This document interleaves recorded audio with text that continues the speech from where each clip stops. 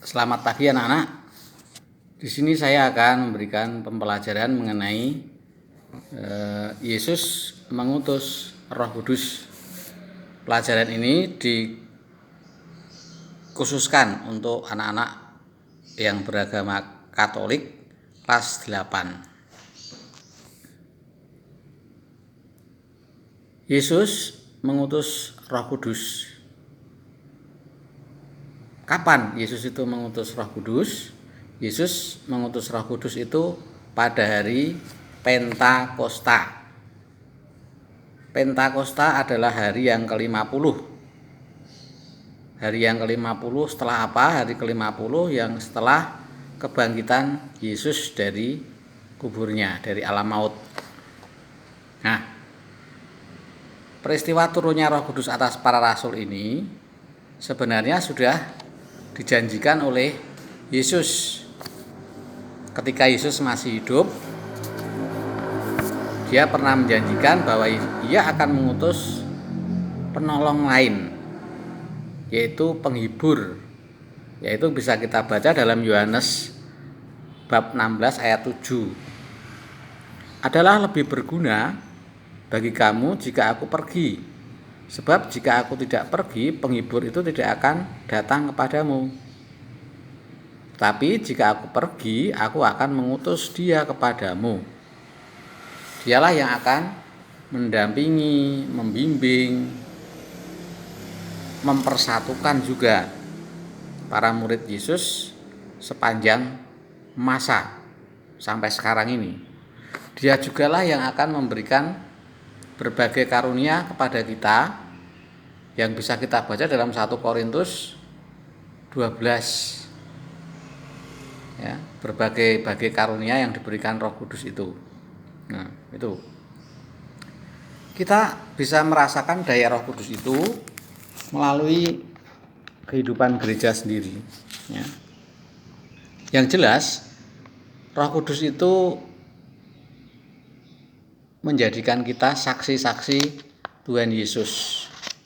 Nah, kalian bisa membaca cerita mengenai saksi dari buku ini, kelas 8 halaman 59. Di situ ada sebuah cerita tentang seorang wanita yang terbunuh mati meskipun sebenarnya banyak orang tahu dan bisa mencegah. Tapi karena orang-orang itu tidak mau menjadi saksi, maka akhirnya wanita itu menjadi terbunuh. Nah, ini menjadi pelajaran bagi kita bahwa saksi itu sangat penting, sangat diperlukan agar terjadi suatu keselamatan. Nah, kita dengan kedatangan Roh Kudus itu diwajibkan atau disarankan untuk menjadi saksi-saksi kebenaran. Nah, bagaimana kisah turunnya Roh Kudus itu bisa kami baca dalam Kisah Para Rasul bab 2 ayat 1 sampai 13. Peristiwa Pentakosta itu Roh Kudus turun atas diri para rasul sebagaimana yang sudah pernah dijanjikan oleh Yesus itu dalam 2 lambang. Yang pertama berupa lidah-lidah seperti nyala api yang hinggap di atas kepala mereka. Ini melambangkan apa?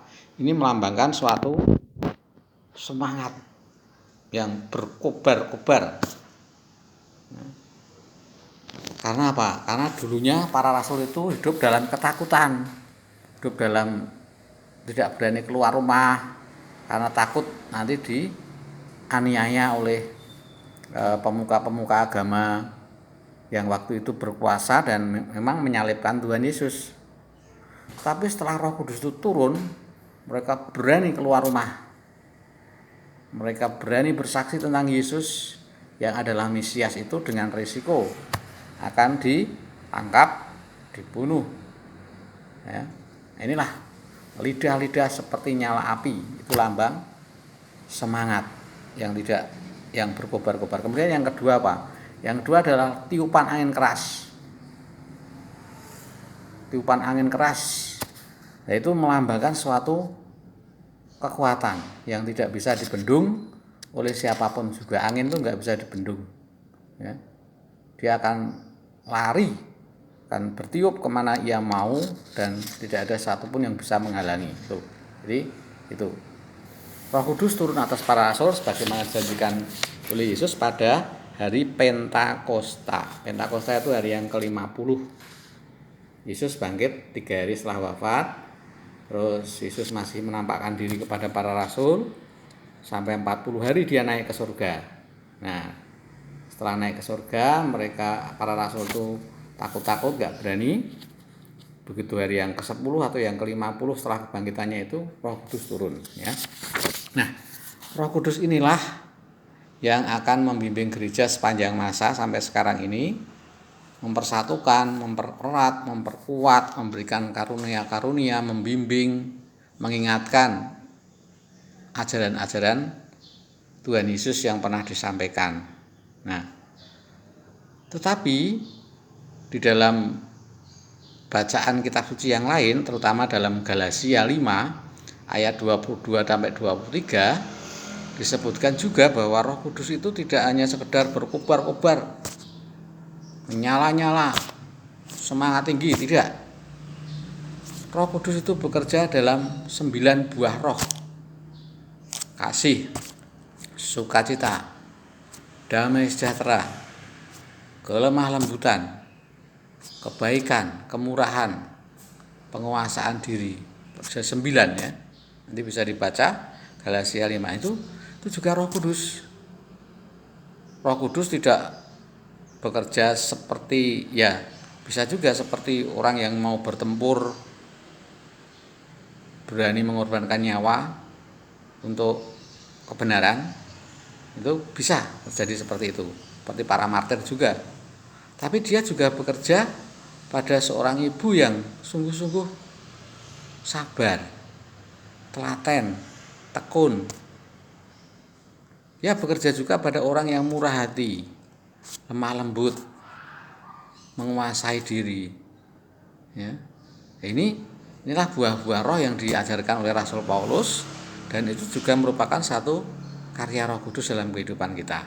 Nah, anak-anak, itulah singkat, ya, pembelajaran saya singkat karena memang tidak bisa tatap muka, tapi ini sebagai pengantar saja untuk kamu pelajari bagaimana Yesus itu mengutus Roh Kudus. Roh Kudus itu pengertiannya apa? Nanti bisa dibaca dalam Google Classroom-nya, ya. Roh Kudus itu adalah penolong, penghibur yang dijanjikan oleh Tuhan Yesus ketika dia akan pergi meninggalkan para murid.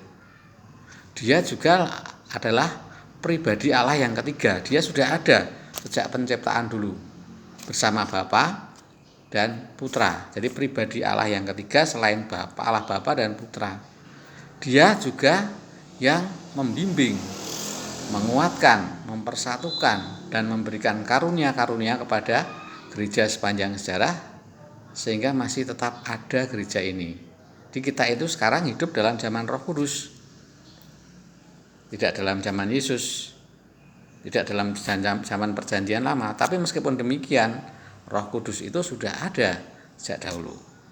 Itu ya anak-anak, mungkin ini singkat tapi kalian bisa mempelajari, dan kalian nanti akan saya suruh untuk bisa menyanyikan satu lagu Roh Kudus, terutama yang datanglah roh, ya roh pencipta, hati kami lindungilah, dan seterusnya, ya. Amat, nanti kamu pelajari sendiri. Terima kasih.